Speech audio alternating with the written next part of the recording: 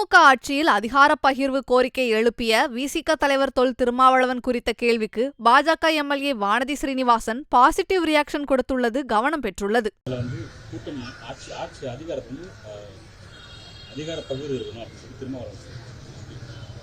இதை நான் ஒரு நல்ல விஷயமா பார்க்கிறேன். கூட்டணியில் பங்கு பெற வேண்டும் என தைரியமாக திரு திருமாவளவன் அவர்கள் கூறியிருக்கிறார்கள் என்றால் அது வரவேற்கத்தக்கது. கிட்டத்தட்ட ஒரு 4-5 முறை ஒரு தனி அறிக்கையாகவே நான் கொடுத்திருக்கேன். தமிழகத்தில் அதிகமாக பட்டியலினத்தை சார்ந்தவர்கள் வாழ்ந்து வருகிறார்கள். திராவிட முன்னேற்றக் கழகம் திராவிட மாடல் ஆட்சி என்று பேசிக்கொண்டு, சமூக நீதி என்று பேசிக்கொண்டு, பட்டியலினத்தை சார்ந்தவர்களுக்கு எந்தவிதமான அங்கீகாரமும் இல்லாமல் இருந்து கொண்டிருக்கிறார்கள்.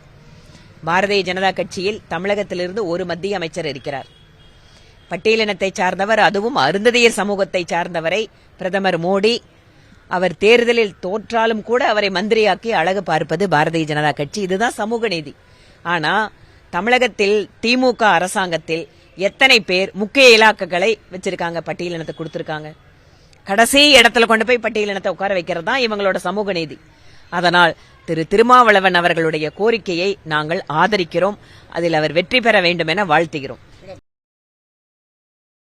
செய்திகளை உள்ளது உள்ளபடி தெரிந்து கொள்ள ரெஃப்ளெக்ட் நியூஸை சப்ஸ்கிரைப் பண்ணுங்க.